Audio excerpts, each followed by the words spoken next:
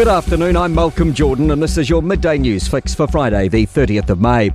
An ACT MP is calling on MPs from both sides of the House to support her bill to making the production and sharing of explicit deepfake AI images and videos without consent a crime.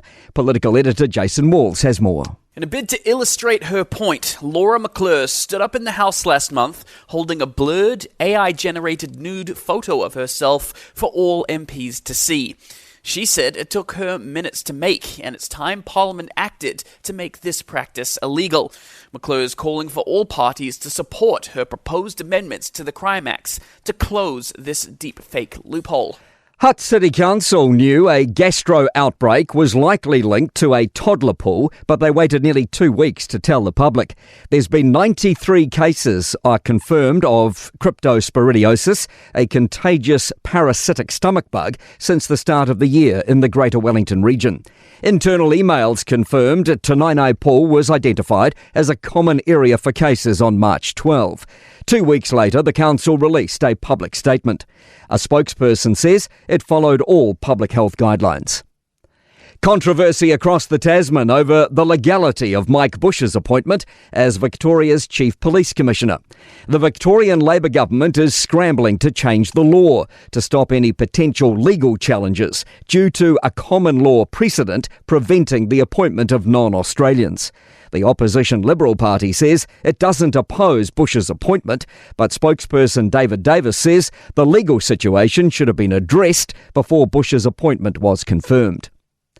Sweeping changes appear to be on the way to shake up farming, housing and water regulations. Consultations now open on changes being touted as the biggest in the RMA's history. Federated Farmers RMA spokesperson Mike Hooper says this is just another step in a bigger process. They repealed the Natural Built Environment Act from the previous government. They introduced the fast-track legislation. They did RMA Amendment Bill 1, RMA Amendment Bill 2. A speed limit boost is on the cards for Transmission Gully. Transport Minister Chris Bishop is consulting on increasing the speed limit to 110 kilometres an hour on the State Highway 1 stretch north of Wellington. The government's also consulting on boosting the speed limit on Raumati Straits, which connects Transmission Gully with the Kapiti Expressway. Feedback's open for 6 weeks. A court appeal to preserve tariffs could work in Donald Trump's favour. A federal court has agreed to temporarily allow many of the US president's sweeping tariffs after a court blocked them from being imposed under emergency powers law. The initial ruling argued that the president had overstepped his authority. ABC News' Christiane Corradero says the White House has got what it wanted. This appealing does effectively what it asked the court to do, which was put this on ice and delay enforcing it, even going as far as to say that it would be a national security threat. To sport, Gary Stead's almost 7-year reign as Black Caps cricket coach appears at an end. He hasn't been interviewed in any capacity for the next appointment, but Shane Bond, Shane Jurgensen and Rob Walter have.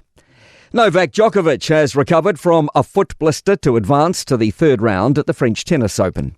I'm Malcolm Jordan. That's your latest news fix. We'll be back with the next update at 5 p.m. from the Newstalk ZB newsroom.